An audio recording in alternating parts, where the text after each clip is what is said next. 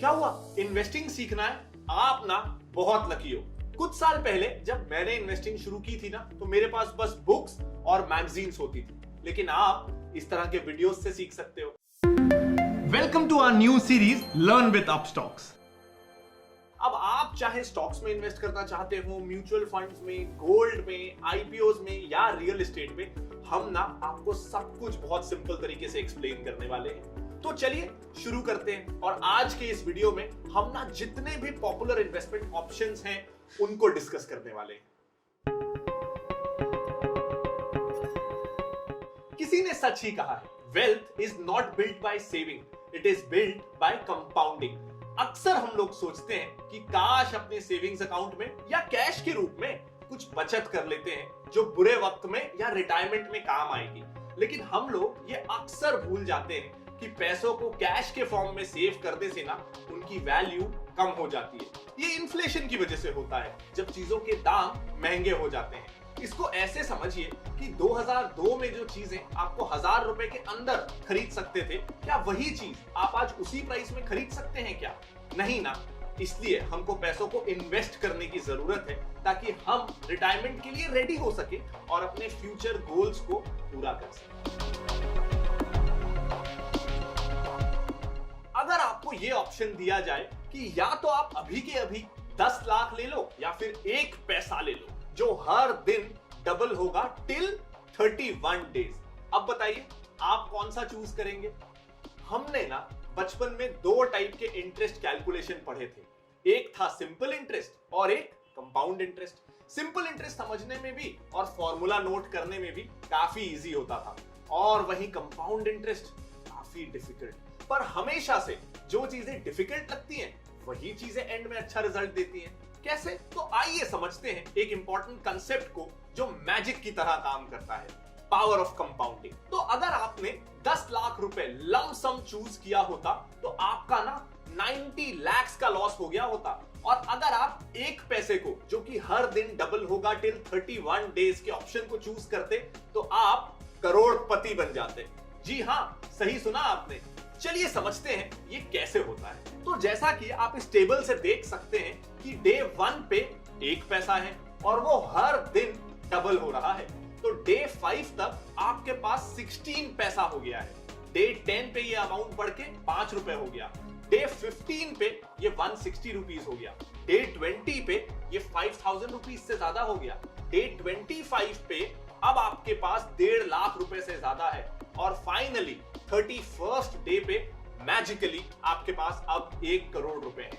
Shocking ना? जब पहली बार मैंने ये देखा था ना, मुझे बहुत शॉक लगा था।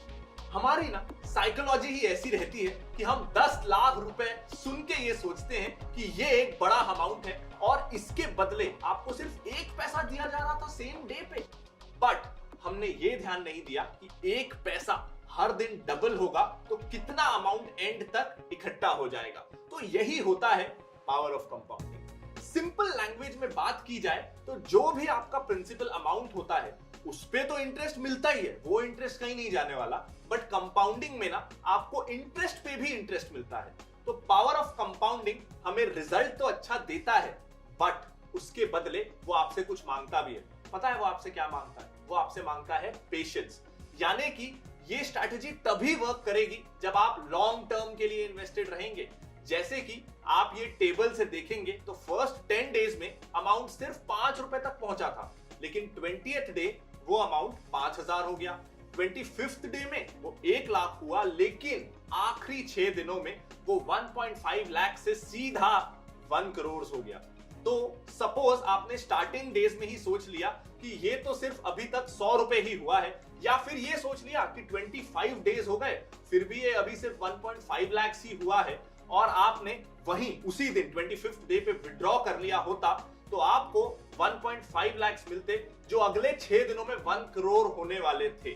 जब हम कोई प्रॉपर्टी या गोल्ड देखते हैं कि उसकी वैल्यू आज के डेट में कितनी बढ़ गई है, हमारे दिमाग में ना ये जरूर आता है कि काश इतने साल पहले उस प्रॉपर्टी या गोल्ड को खरीद लिया होता या इन्वेस्ट कर दिया होता तो कितनी वैल्यू बढ़ गई होती, और फिर हम रिग्रेट करते हैं कि क्यों हमने जल्दी शुरुआत नहीं की। हम अपना पैसा फिक्स डिपॉजिट में पार्क कर देते हैं और सोचते हैं कि हम काफी पैसा कमा रहे हैं, लेकिन ऐसा सच में होता नहीं है।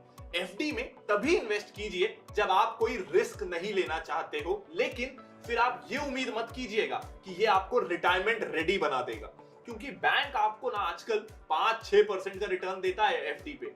अब उतना तो इन्फ्लेशन हो जाता है। तो इससे ना एक चीज तो समझ में आ जाती है कि एफडी आपको लंबे समय में कोई खास रिटर्न देने वाला नहीं है। दूसरा, अगर आप अपनी एफडी को मैच्योर होने से पहले रिडीम कर लेते हैं ना, तो पेनल्टी के रूप में आपका जो भी कमाया हुआ इंटरेस्ट होता है वो भी चले जाता है। यानी अगर मेरी 12,000 रुपए की एफडी अगले 5 साल में मैच्योर होने पर मुझे 16,000 रुपए देने वाली थी, और अगर मैंने उसे 3 साल में ही रिडीम कर लिया तो मुझे मेरे 12,000 रुपए ही वापस मिलेंगे, ना कि उस पे कमाया हुआ कोई इंटरेस्ट। तो अब आइए देखते हैं अगले एसेट क्लास गोल्ड की तरफ और जानते हैं कि वो कैसे बाकी एसेट क्लासेस से थोड़ा सा अलग है।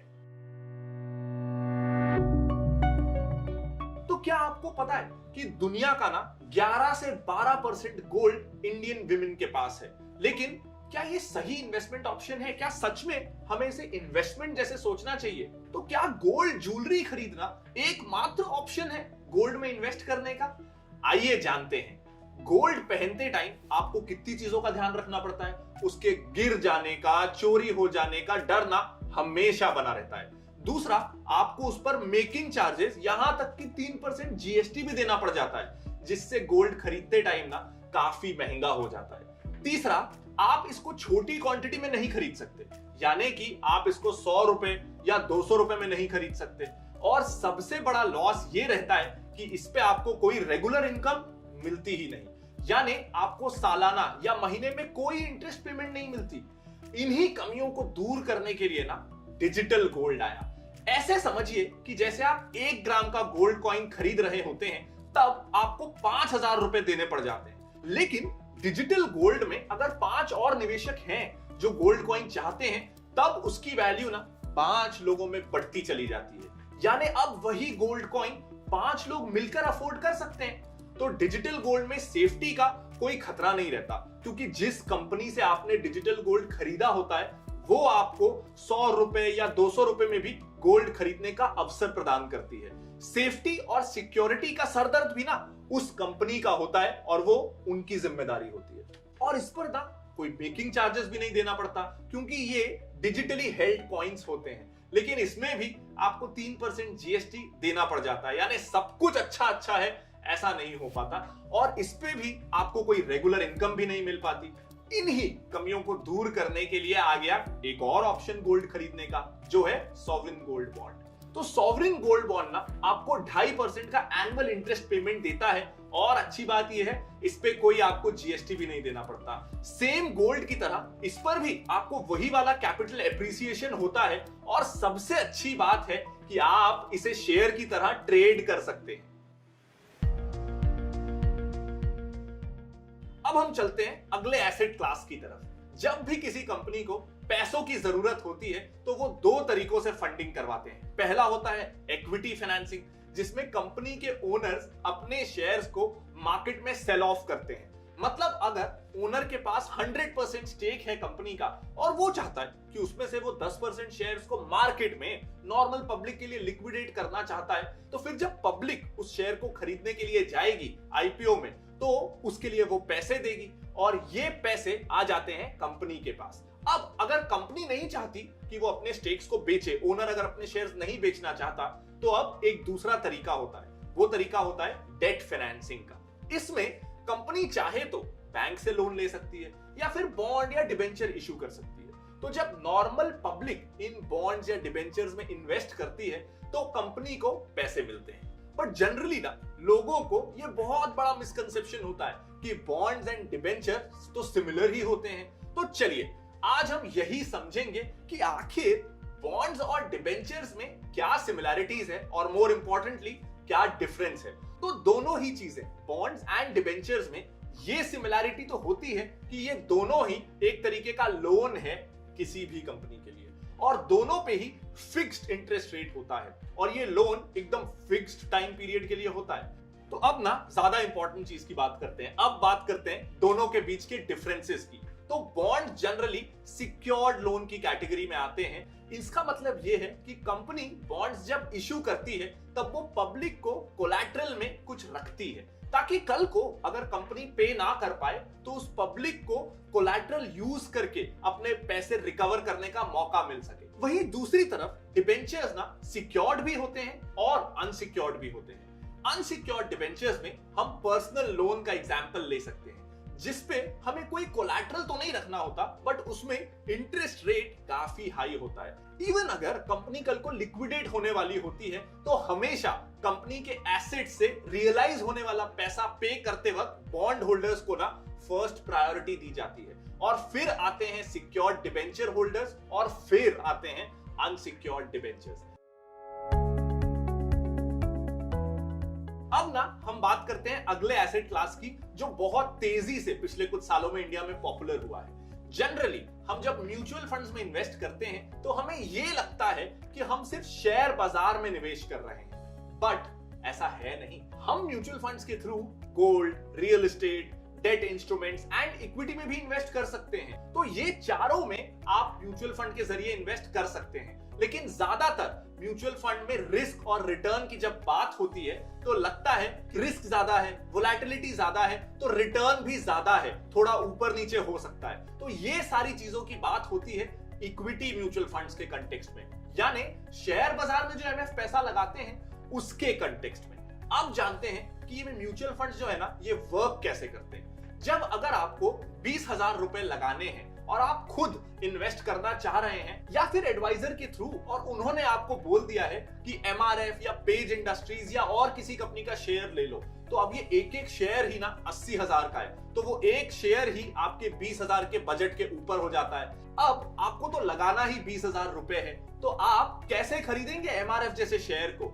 आप नहीं खरीद पाएंगे। तो ये एक प्रॉब्लम है डायरेक्ट या फिर एडवाइजर्स के थ्रू जाने में। लेकिन म्यूचुअल फंड क्या करता है? म्यूचुअल फंड आपसे 500 रुपए लेगा और किसी और से वो 500 रुपए और लेगा, और ऐसे रेज हो गए कई लोगों से 50,000 रुपए। मान लीजिए 100 लोगों से म्यूचुअल फंड ने 500 रुपए ले लिए, और ऐसे कुल मिला के म्यूचुअल फंड के पास आ गए 50,000 रुपए।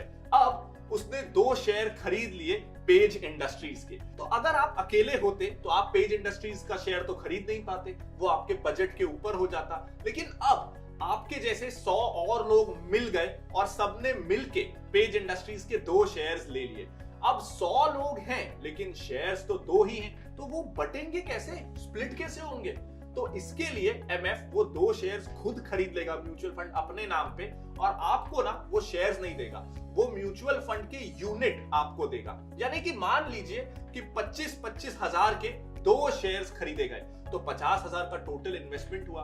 अब 100 लोगों ने वो पैसा लगाया था, तो आपको वो फंड 500 रुपए का एक एक म्यूचुअल फंड यूनिट दे देगा, ताकि आप सब कलेक्टिवली मिलके वो 2 शेयर्स के को होल्डर्स या को ओनर्स बन जाए। तो म्यूचुअल फंड ये काम करता है कि थोड़े पैसों में आपको ज्यादा कंपनी में इन्वेस्ट करने का मौका देता है, जो आप डायरेक्ट अगर इन्वेस्ट करते ना तो आप नहीं कर पाते।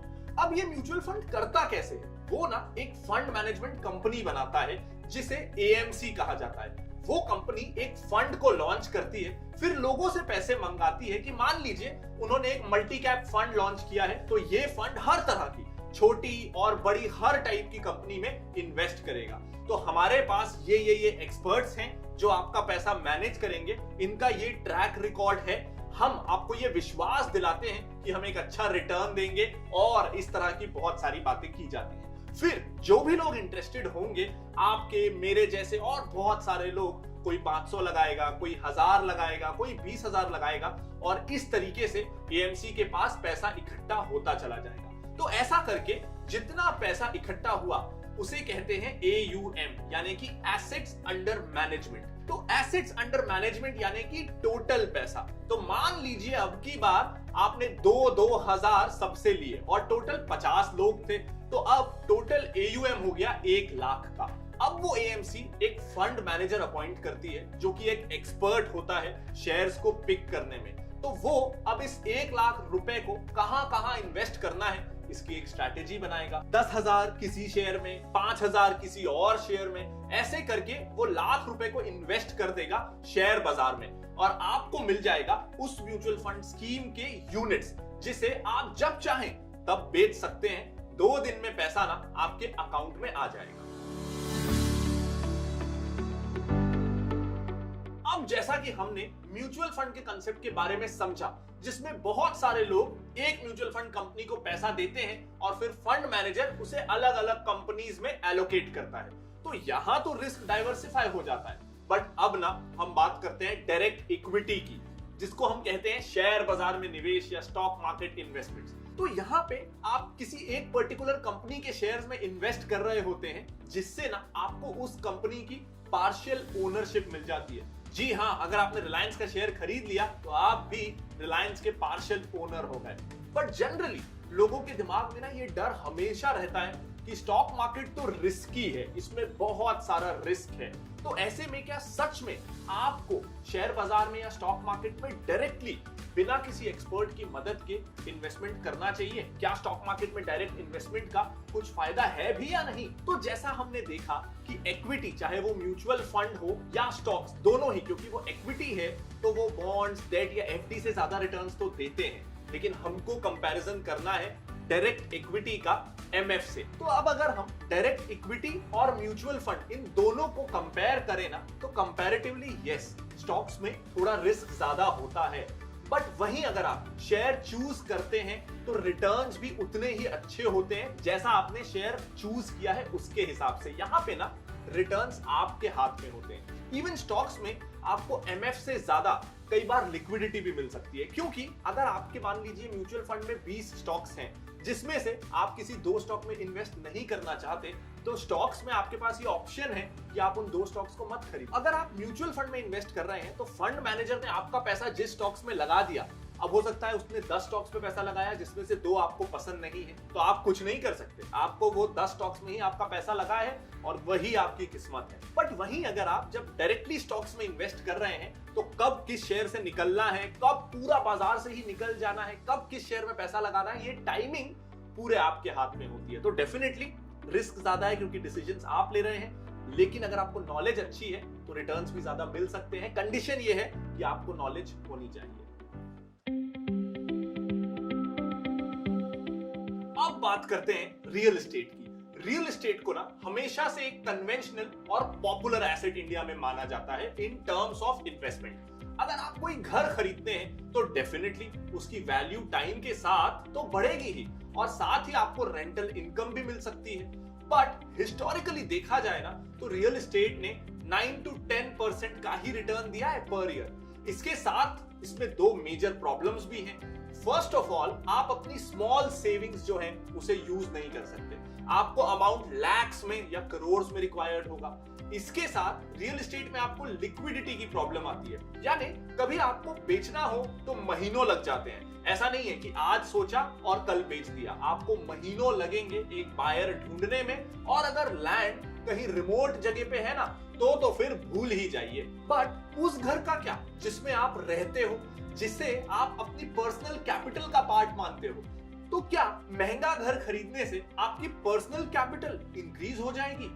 घर को कुछ लोग एसेट मानते हैं, वहीं कुछ लोग लायबिलिटी, क्योंकि अगर आप खुद के घर में रह रहे हो तो डेफिनेटली आप रेंट सेव कर रहे हो, जिससे कैश आउटफ्लो नहीं हो रहा है, और इवन आप घर से रेंटल इनकम जनरेट कर सकते हो या घर को मॉर्गेज रख के लोन ले सकते हैं। बट वहीं घर लायबिलिटी भी हो सकती है, क्योंकि कैश आउटफ्लो हो रहा हो अगर in terms of maintenance, repair charges, taxes, insurance, interest, loan, सांस चली गई, इतने सारे एक्सपेंसेस होते हैं घर लेने पे। इंडिया में ना लेकिन हमेशा से लैंड और हाउसिंग फैसिलिटी की स्कैर्सिटी रही है, क्योंकि पॉपुलेशन हमेशा बढ़ती रही, पॉपुलेशन काफी ज्यादा है, तो इसलिए उसकी वैल्यू रियल एस्टेट की इंक्रीज होगी विद टाइम।